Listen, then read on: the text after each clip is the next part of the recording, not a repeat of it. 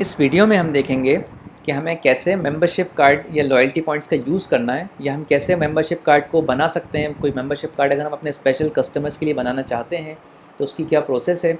इसी के साथ साथ अगर हम किसी कस्टमर्स को अपने लॉयल्टी पॉइंट्स देना चाहते हैं, जिससे कि अगर वो हमसे कोई कुछ परचेज़ करें, ठीक है, हम उन्हें अगर कुछ सेल करें तो किस तरह से उनके पॉइंट्स जनरेट हों। लॉयल्टी पॉइंट्स अगर हम देना चाहते हैं तो इस वीडियो में हम कम्प्लीटली कवर करेंगे, ठीक है। सो सबसे पहले हमें सेटअप के ऑप्शन में क्लिक करना होगा, ठीक है। चेक करने के लिए हमें मेंबरशिप कार्ड कहाँ से बनाना है, लॉयल्टी पॉइंट्स कहाँ से देने हैं, क्या प्रोसेस है। तो ये हमारा सेटअप का ऑप्शन यहाँ पे ओपन हो गया है। इसके बाद हमारे पास यहाँ पे सेटअप ऑप्शन में एक ऑप्शन अवेलेबल रहता है मेंबरशिप एंड कूपन, ठीक है। लेकिन अभी इस मेंबरशिप एंड कूपन में हमारे पास कार्ड मास्टर का ऑप्शन अवेलेबल नहीं है, कार्ड बनाने का कोई ऑप्शन अवेलेबल नहीं है। तो सबसे पहले हमें मैनेज ऑप्शन में जाना होगा। मैनेज ऑप्शन में हमें जो ऑपरेटर का ऑप्शन है इसमें क्लिक करना होगा। हमने क्लिक किया, ठीक है, हमारा ऑपरेटर का पेज ओपन हो गया है। यहाँ पे हम एडमिन आईडी से लॉगिन है, तो हम एडमिन आईडी को जो है वो एडिट मोड में ओपन कर लेते हैं। अब यहाँ पे हम सेटअप ऑप्शन सर्च करेंगे, नीचे स्क्रॉल करके सेटअप ऑप्शन में हम कार्ड ऑप्शन को सर्च करेंगे यहाँ पे। तो यहाँ पे हम देख रहे हैं मेंबरशिप एंड कूपन, ये हमारा इनेबल है, इसे हमें इनेबल रखना होगा। इसी के साथ साथ हमें यहाँ पे कार्ड मास्टर को भी इनेबल करना होगा, ठीक है। उसके बाद हमारे पास नेक्स्ट ऑप्शन यहाँ पे है जनरेट कार्ड नंबर, इसको भी हम इनेबल कर लेते हैं। हम देखते हैं इससे क्या होता है इस ऑप्शन से। इन डिटेल्स को हम यहाँ पे सेव कर लेते हैं, ठीक है। अब हम यहाँ पे सेटअप ऑप्शन में देख रहे हैं कि हमारे पास मेंबरशिप एंड कूपन के अंदर कार्ड मास्टर और जनरेट कार्ड नंबर, ये दोनों ऑप्शंस अवेलेबल हो गए, ठीक है। सबसे पहले हम देखेंगे जनरेट कार्ड नंबर, ये क्या ऑप्शन है हमारा। इसको हमने ओपन किया यहाँ पे, ठीक है। हमारा जो जनरेट कार्ड नंबर का ऑप्शन है तो ये यूज़ होता है हमारा अगर हम मैनुअली सॉफ्टवेयर से कोई अगर हम कोई सॉफ्टवेयर से ऑटोमेटिकली कार्ड नंबर जनरेट करना चाहते हैं, ठीक है। सो इसके लिए हम यहाँ पे स्टार्ट कार्ड नंबर, यानी कि जो हमारा फर्स्ट कार्ड नंबर, इसको एंटर कर सकते हैं और यहाँ पे हम नंबर ऑफ़ कार्ड्स को एंटर कर सकते हैं, हम कितने कार्ड यहाँ पे जनरेट करना चाहते हैं। तो जैसे अभी यहाँ पे देखना है कि स्टार्ट कार्ड नंबर में डला हुआ है A000001, ठीक है। इसके हम अगर 5 कार्ड्स क्रिएट करना चाहते हैं, ठीक है, यानी हमारे पास एक सीरीज़ बन जाए, तो हम यहाँ पे नंबर ऑफ़ कार्ड्स डाल देते हैं और फर्स्ट कार्ड नंबर यहाँ पे डाल देंगे। इसके बाद हम जनरेट कार्ड पे क्लिक करेंगे, इसको ओके करेंगे। तो हम यहाँ पे देख रहे हैं हमारे यहाँ पे 5 कार्ड्स यहाँ पे बन चुके हैं, ठीक है। तो ये तो उस यूज़ के लिए है कि अगर हम सॉफ्टवेयर से जनरेट कराना चाहते हैं, ठीक है। तो एक ऑप्शन हमारे पास यहाँ पे जनरेट कार्ड नंबर के लिए अवेलेबल है, ठीक है। अभी हम देखेंगे कि कार्ड हमें कैसे क्रिएट करना है और किस तरह से इसका यूज़ करना है। तो इसके लिए हम मेंबरशिप एंड कूपन पे जाके कार्ड मास्टर के ऑप्शन में क्लिक करते हैं। यहाँ पे अब हम देखना है हमारे यहाँ पे कार्ड मास्टर का जो ऑप्शन है वो यहाँ पे इनेबल हो गया है, ठीक है। अब सबसे पहले यहाँ पे मेंबरशिप सिस्टम का ऑप्शन है, इसे हमें इनेबल करना होगा। तो पहले हम यहाँ पे साइड में सेल स्क्रीन भी ओपन कर लेते हैं अपनी। ये हमारी सेल स्क्रीन है, ठीक है। इसमें अभी हम देख रहे हैं कि कूपन का ऑप्शन इनेबल है, बट कार्ड का कोई ऑप्शन इनेबल नहीं है, ठीक है। तो अभी हम कूपन के ऑप्शन को डिसेबल करते हैं और यहाँ पे हम कार्ड का ऑप्शन इनेबल करते हैं। हम यहाँ सेटिंग्स में जाएंगे, कूपन मास्टर में जाएंगे, कूपन सिस्टम को हम डिसेबल कर देते हैं। हमने कूपन सिस्टम डिसेबल कर दिया है। सेल स्क्रीन रिफ्रेश करके चेक कर लेते हैं पहले। यहाँ से देखिए अभी हमारा कोई कूपन का या कार्ड का ऑप्शन अवेलेबल नहीं है हमारे पास। अब हम सबसे पहले कार्ड मास्टर को इनेबल करते हैं। मेंबरशिप एंड कूपन में जाके कार्ड मास्टर,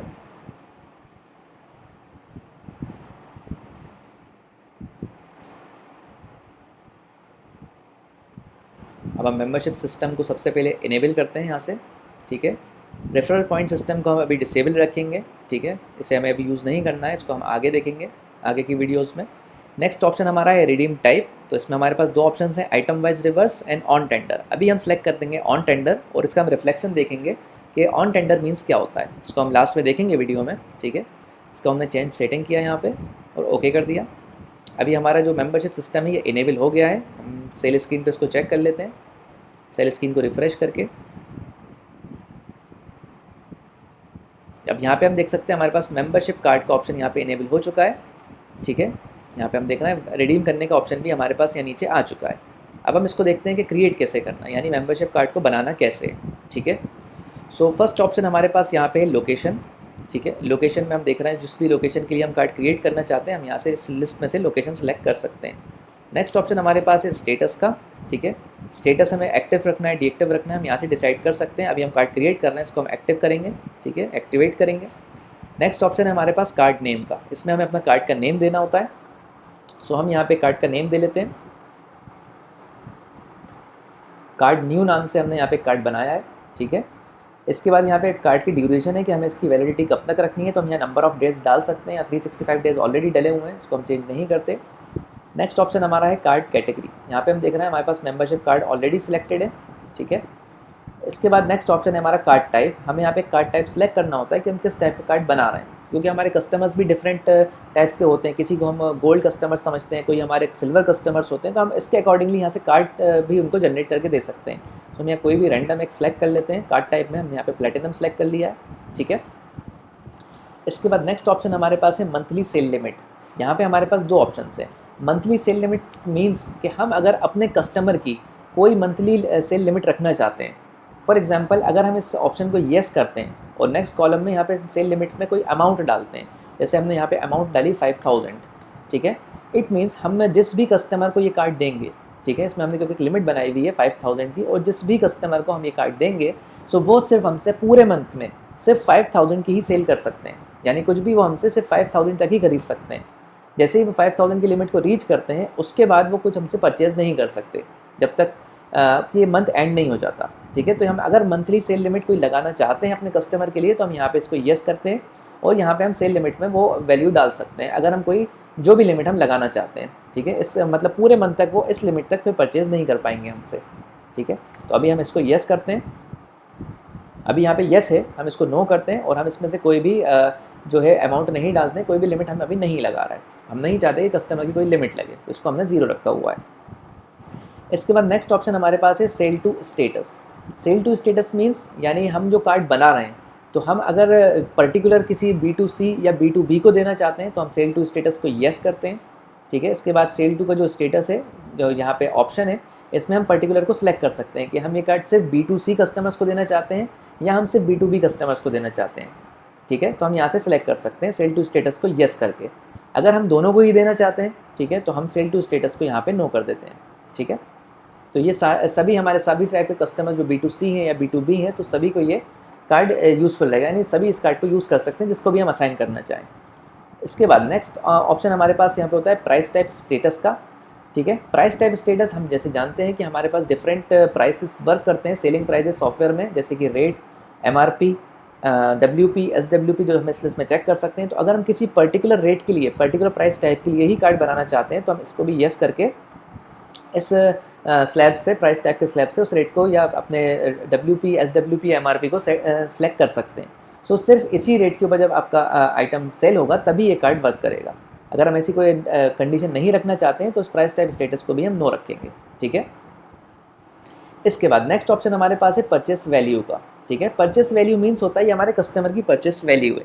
अगर हम इसमें कोई परचेस वैल्यू डालते हैं, जैसे हमने इसमें डाला 2000 रुपीज़, ठीक है, 2000 रुपीज़, और हमने ये किसी भी कस्टमर को असाइन किया कार्ड, अगर परचेस वैल्यू हमने 2000 डाला और किसी भी कस्टमर को हमने अगर ये कार्ड असाइन किया, इट मीन्स कि जब तक वो हमसे 2000 की परचेज़ नहीं कर लेते, जब तक कि वो हमसे 2000 रुपीज़ की परचेज़ नहीं कर लेते, 2000 के आइटम्स नहीं खरीद लेते, तब तक ये कार्ड वो यूज़ नहीं कर पाएंगे। तो यहाँ पे एक लिमिट हो जाती है कस्टमर की, ठीक है, जबकि जब तक वो इतनी परचेज़ हमसे नहीं कर लेते, ठीक है, तब तक वो इस कार्ड को यूज़ नहीं कर पाएंगे। तो हम ऐसी कोई लिमिट नहीं रखना चाहते हैं, इसको हम 0 रखेंगे, ठीक है, ताकि स्टार्टिंग से ही वो कार्ड का यूज़ कर सकें या ये कार्ड उनको अलर्ट हो सके, ठीक है।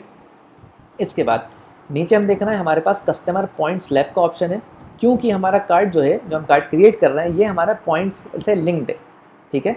इसी के बेस पे जिसको हम कार्ड असाइन करते हैं, उसी बेस पे उन्हीं कस्टमर के पॉइंट्स जनरेट होते हैं जिनको हमने कार्ड असाइन किया हुआ है। तो ये इंटरलिंक्ड है दोनों कार्ड्स और हमारे पॉइंट्स, ठीक है।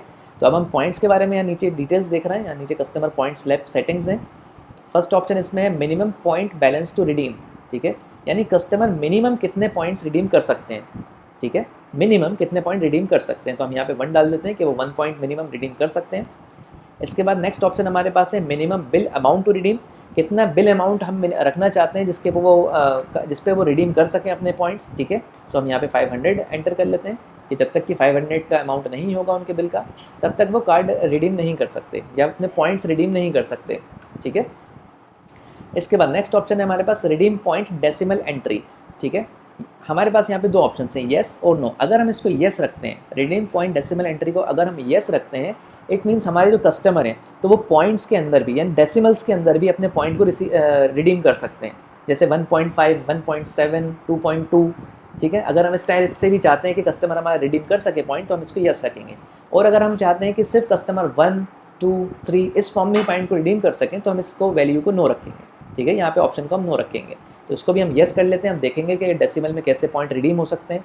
ठीक है, इसके बाद नेक्स्ट ऑप्शन हमारे पास है automatic assign to new customer. यहाँ पे हमारे पास यस या नो का ऑप्शन है।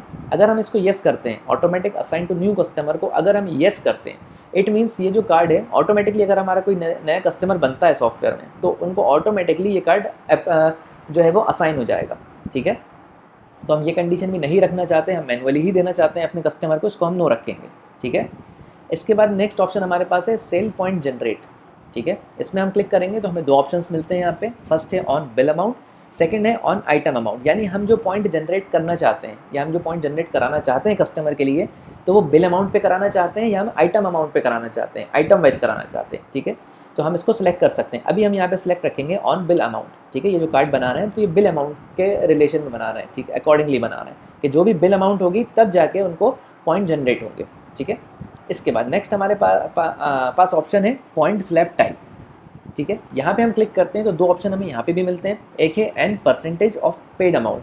ठीक है, इसका मतलब है कि जो भी कस्टमर हमें पेड कर रहे हैं, यानी जितनी की भी सेल हो रही है उनको, ठीक है, उस पर जो पॉइंट बनेंगे तो वो परसेंटेज के फॉर्म में बनेंगे। तो हम यहाँ पे परसेंटेज सेलेक्ट करेंगे। जैसे फॉर एग्जांपल अगर हम एक स्लैब बनाए 1 रुपये से लेके 100 रुपीज़ बिल, ठीक है, बिल अमाउंट 1 रुपये से लेके 100 रुपीज़ तक का अगर बिल बनता है, तो जो पॉइंट जनरेट होंगे तो वो परसेंटेज में होना चाहिए, जैसे 1%, 2%। ठीक है, तो हम इस ऑप्शन को पॉइंट स्लैब में n% ऑफ पेड अमाउंट को सेलेक्ट करेंगे। ठीक है, सेकंड ऑप्शन यहाँ पे होता है n point of paid amount. n point means कि फॉर एग्जांपल अगर बिल 1 रुपये से लेके 100 रुपीज़ तक का स्लैब है, ठीक है, अगर एक 1 रुपये से लेके 100 रुपीज़ तक का हम अगर स्लैब बनाए बिल अमाउंट का, ठीक है, तो उसमें हम कितने नंबर ऑफ पॉइंट जनरेट करवाना चाहते हैं। ठीक है, तो हम n point of paid amount को यहाँ पे सिलेक्ट करेंगे। ठीक है, तो अभी हम यहाँ पे n% of paid amount select करते हैं। ठीक है, कि हम जो पॉइंट जनरेट कराना चाहते हैं वो परसेंटेज में कराना चाहते हैं। ठीक है, इसलिए हमने n% ऑफ पेड अमाउंट यहाँ पे सिलेक्ट किया हुआ है। इसके बाद नेक्स्ट ऑप्शन हमारे पास है रिडीम पॉइंट वैल्यू। ठीक है, एक पॉइंट जो रिडीम होगा, एक पॉइंट जो रिडीम करेगा कस्टमर अपना, उसकी वैल्यू कितनी है रुपीज़ में, हम यहाँ पे डाल सकते हैं। तो हम इसको 10 कर लेते हैं कि एक पॉइंट की वैल्यू है 10 रुपीज़। ठीक है, इसके बाद नेक्स्ट ऑप्शन हमारे पास है default point value on item amount. So ये ऑप्शन हमारा जब यूज़ होगा जब हम जो पॉइंट जनरेट हो रहे हैं वो अगर हम आइटम अमाउंट पे कराते हैं। ठीक है, तो इस ऑप्शन को हम अभी नहीं देखेंगे क्योंकि ये जो कनेक्टेड है ये है ऑन आइटम अमाउंट पे। ठीक है, क्योंकि अभी हम बना रहे हैं जो पॉइंट जनरेट करा रहे हैं वो बिल अमाउंट पे करा रहे हैं। सो इस ऑप्शन का अभी यूज़ नहीं है, इसलिए हमें इसमें वैल्यू 0 रखना है। ठीक है, इसके बाद नीचे हमारे पास एक ऑप्शन है ऐड कस्टमर पॉइंट स्लैब का। ठीक है, यहाँ पे हम देखें ब्लू बटन में हमारे पास अवेलेबल है, इसमें हमें क्लिक करना होता है जिससे कि हमारे पास एक स्लैब आ जाती है यहाँ पे।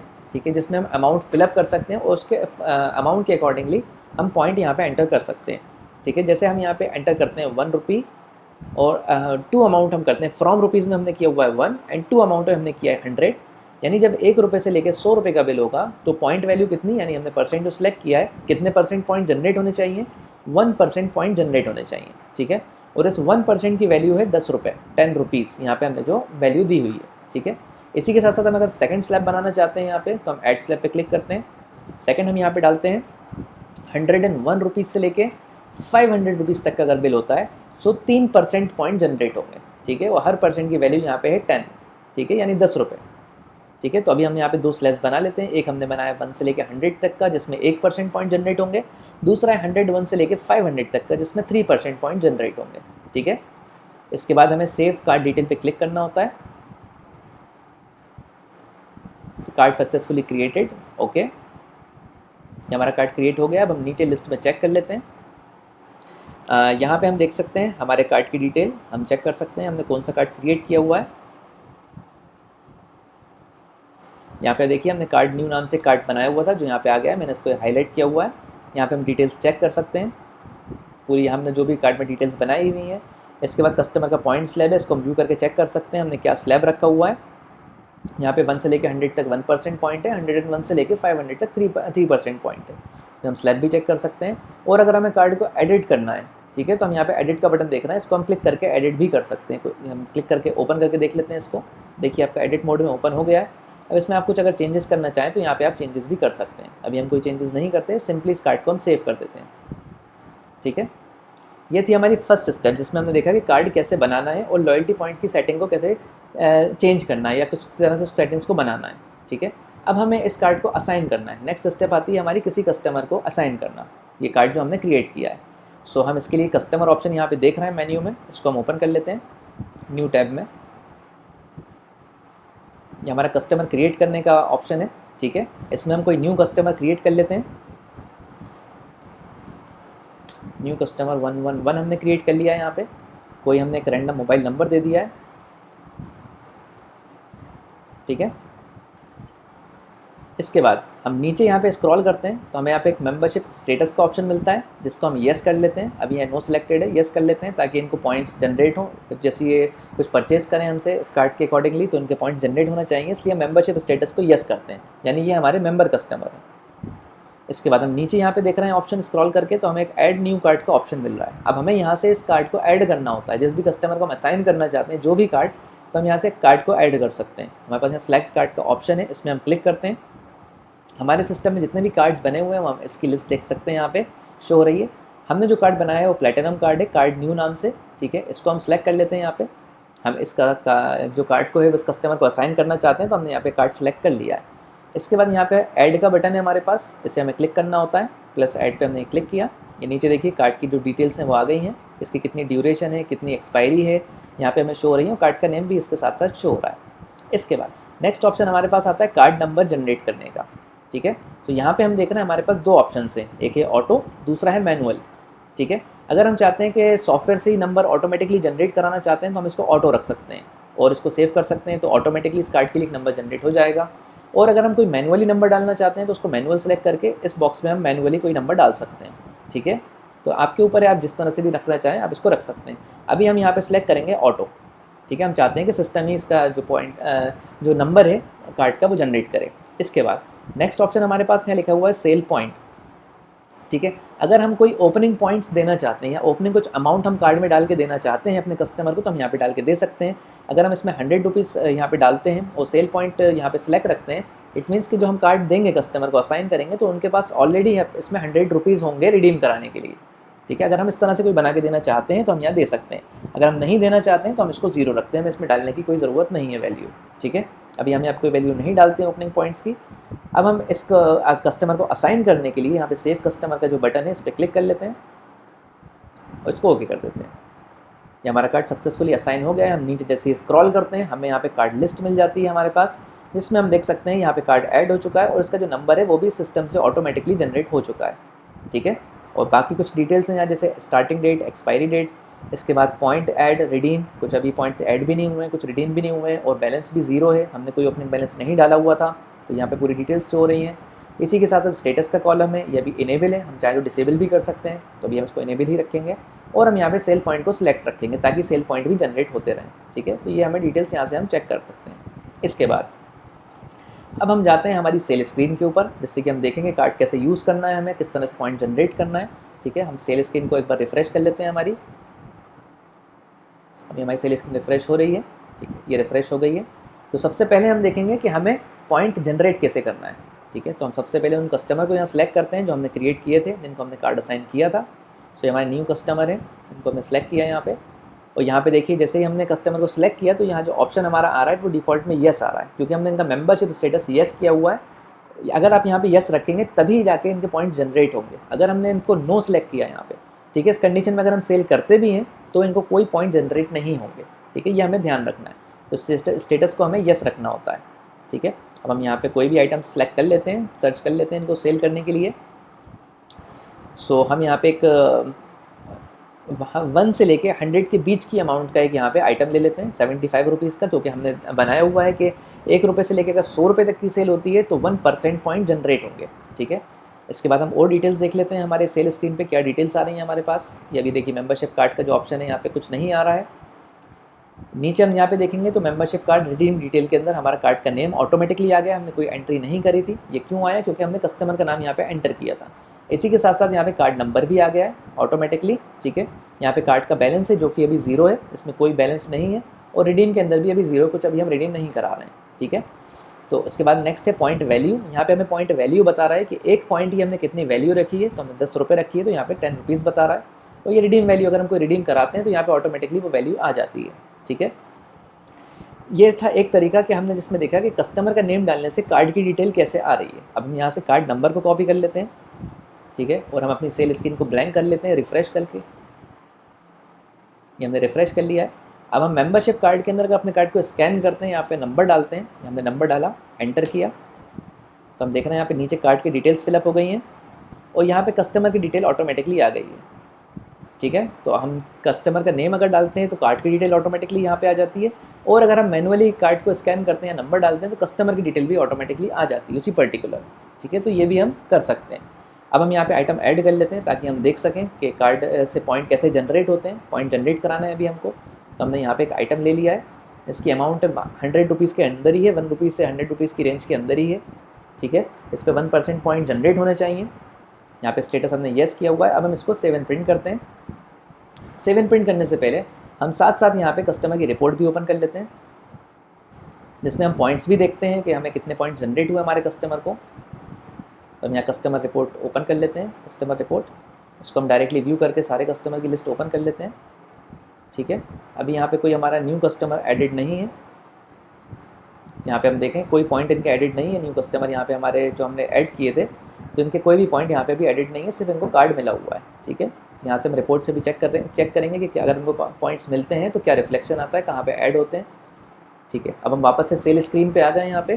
ठीक है, हमने आइटम ऐड कर लिया है। इसके बाद हम इसको सेव एंड प्रिंट इनवॉइस पे क्लिक करते हैं। सेल्समैन की कंडीशन है यहाँ पे, सेल्समैन सेलेक्ट करते हैं हम यहाँ पे। उसके बाद सेव एंड प्रिंट पे क्लिक करते हैं। Are you sure to save form, okay. ये हमारा बिल बन गया है।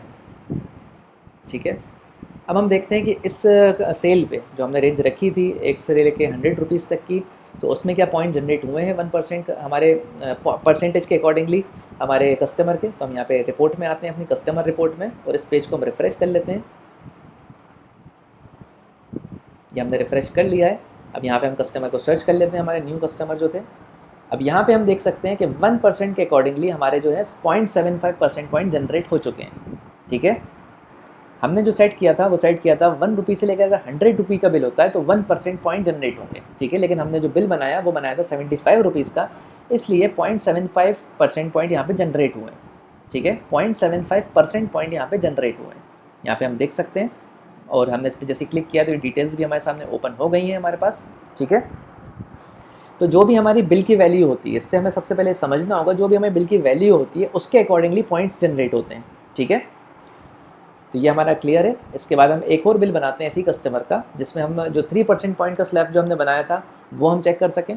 तो हम यहाँ पे फिर से न्यू कस्टमर सेलेक्ट कर लेते हैं। यहाँ पे हम अपना आइटम ले लेते हैं। ठीक है, नेक्स्ट स्लैब हमने बनाया हुआ था 101 रुपीज़ से लेके अगर 500 रुपीज़ तक की शॉपिंग होती है। ठीक है, तो 3% पॉइंट जनरेट होने चाहिए। तो अभी हमारा बिल अमाउंट 250 है, हम इसको 500 कर लेते हैं, 2 क्वान्टिटी करके 500 हो गया। इस कंडीशन में पूरे 3% पॉइंट जनरेट होने चाहिए। फर्स्ट कंडीशन में 0.75% पॉइंट जनरेट हुए हैं, इस कंडीशन में पूरे 3% पॉइंट जनरेट होना चाहिए। ठीक है, तो हम इनको सेव एंड प्रिंट कर लेते हैं। यहाँ पे सेल्समैन को सिलेक्ट करके सेव एंड प्रिंट कर लेते हैं। यहाँ पे ओके किया हमने, बिल बन रहा है अभी हमारा। ये हमारा बिल बन गया है, सेल हो गई है हमारी। हम वापस से कस्टमर रिपोर्ट में जाते हैं। ठीक है, उसको हम रिफ़्रेश कर लेते हैं पेज को, कस्टमर रिपोर्ट को। ये रिफ़्रेश कर लिया है पेज हमने। अब हम यहाँ पे न्यू कस्टमर सर्च कर लेते हैं। ठीक है, अब हम यहाँ पे देख सकते हैं कि हमारे जो 3% के अकॉर्डिंगली पॉइंट्स थे वो यहाँ पे जनरेट हो गए। हमने इस पर क्लिक किया, अब यहाँ पे हमारे पास डिटेल्स आ गई हैं। ठीक है, तो यहाँ पे हम देख सकते हैं कि हमारे पास 15 पॉइंट्स और ऐड हो चुके हैं। ठीक है, पहले हमारे पास 0.75 ऐड हुए 1% के अकॉर्डिंगली, अब 3% के अकॉर्डिंगली यहाँ पे हमारे 15 पॉइंट्स जनरेट हो चुके हैं।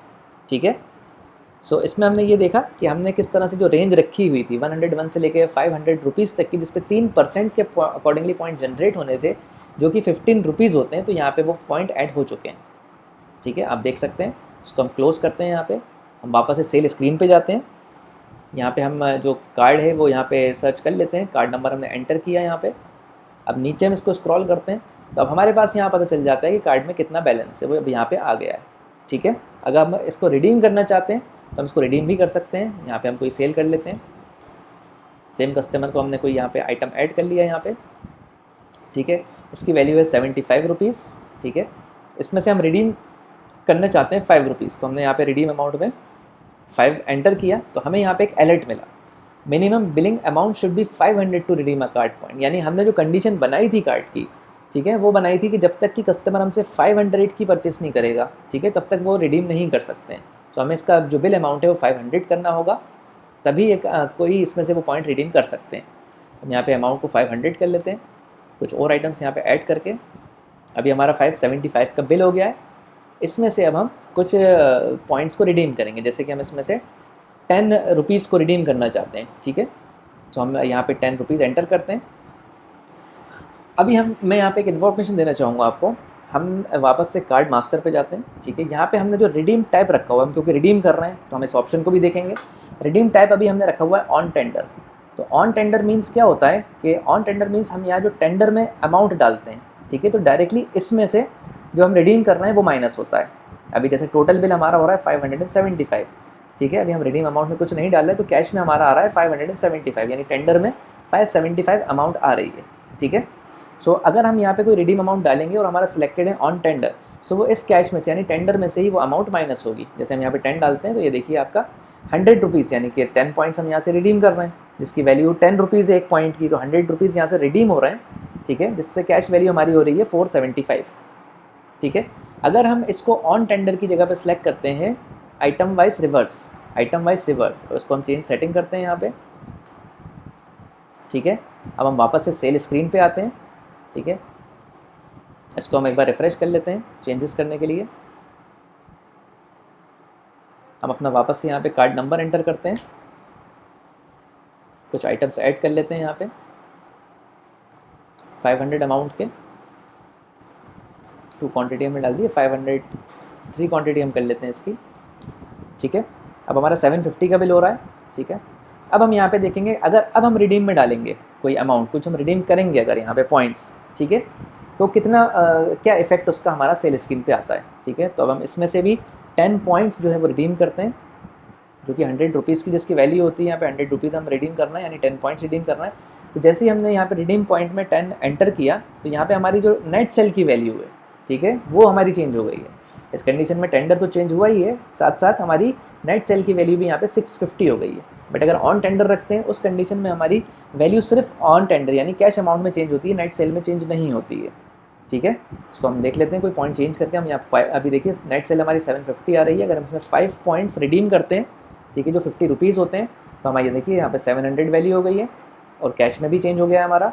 और अगर हम इसको ऑन टेंडर रखते हैं, रिडीम टाइप को अगर हम ऑन टेंडर रखते हैं, तो इस कंडीशन में हमारी नेट सेल की वैल्यू चेंज नहीं होती है, सिर्फ हमारी जो टेंडर में कैश वैल्यू आ रही है यही चेंज होती है। सो ये हमारा डिफरेंस होता है रिडीम टाइप में आइटम वाइज रिवर्स और ऑन टेंडर का, ठीक है। हम वापस इसको ऑन टेंडर कर लेते हैं, सेल स्क्रीन में हम जाते हैं, यहाँ पे इसको रिफ्रेश कर लेते हैं एक बार और। कस्टमर नेम से हम सर्च कर लेते हैं इस बार, हमारे कार्ड की डिटेल्स आ गई हैं, आप देख सकते हैं ऑटोमेटिकली। हम इनको आइटम ऐड कर लेते हैं जो सेल करना है हमें, इसकी 3 क्वांटिटी ले लेते हैं ताकि हमारा बिल जो है 500 एटलीस्ट हो जाए। इसके बाद यहाँ पे अब हम रिडीम टाइप में देखते हैं। हम जैसे ही रिडीम में कोई अमाउंट एंटर करते हैं, जैसे हमने 10 पॉइंट्स एंटर किए, ठीक है। सो अब हमने आइटम वाइज रिवर्स सेलेक्ट किया हुआ है, जिसकी वजह से हमारा यहाँ पे आइटम पे ये रिवर्स हो रहा है, हमारा जो पॉइंट्स हैं यहाँ पे आइटम पे रिवर्स हो रहे हैं, ठीक है। तो इससे हमने ये चीज़ क्लियर करी कि आइटम वाइज और टेंडर में या ऑन टेंडर में क्या डिफरेंस है, ठीक है। इसके बाद अब हम इसको सेव एंड प्रिंट करते हैं। यहाँ पे प्लीज सेलेक्ट सेल्समैन की कंडीशन है, यहाँ सेल्समैन सेलेक्ट किया हमने, सेव एंड प्रिंट किया और ओके कर दिया। ये हमारा बिल बन गया है यहाँ पे, ठीक है। अभी हमारा बिल बन चुका है। हम वापस से सेल स्क्रीन पे ही कार्ड नंबर एंटर करते हैं। यहाँ पे हमने एंटर किया। अब हम देख रहे हैं कि हमारे पास जो 15 पॉइंट्स थे 15.75, उसमें से 10 पॉइंट्स हम रिडीम कर चुके हैं, जिससे कि हमारा बैलेंस बच रहा है 5.75। हम यहाँ पे भी टैली कर सकते हैं, ठीक है। और हम एक बार कस्टमर रिपोर्ट भी चेक कर लेते हैं रिफ़्रेश करके, क्योंकि हमारी जो बिलिंग अमाउंट है वो ज़्यादा थी, तो इसमें क्या चेंजेस आते हैं ये भी हम देख लेते हैं। यहाँ पे आप देखें हमारे पास एग्जिस्टिंग बचे हुए हैं 5.75, ठीक है। अगर हमारी 500 तक की रेंज होती बिलिंग अमाउंट की, तो यहाँ पे ऑब्वियसली पॉइंट ऐड होते हैं हमारे, ठीक है। लेकिन हमारी बिल की जो रेंज थी वो ज़्यादा थी, 500 से ऊपर का स्लैब था, इसलिए यहाँ पे कोई पॉइंट ऐड नहीं हुए इसमें, बट एक रिडीम ज़रूर होगा हमारे, जो 10 पॉइंट्स हमने रिडीम कराया था उसकी एक एंट्री हमारे पास यहाँ पे आ गई है। ठीक है, सो अभी हमने ये देखा कि हमें किस तरह से bill wise on bill amount किस तरह से पॉइंट जनरेट करने हैं और किस तरह से उसको रिडीम करने हैं। ठीक है, इसके बाद नेक्स्ट ऑप्शन हमारे पास है ऑन आइटम अमाउंट, इसको हम वीडियो के सेकंड पार्ट में कवर करेंगे।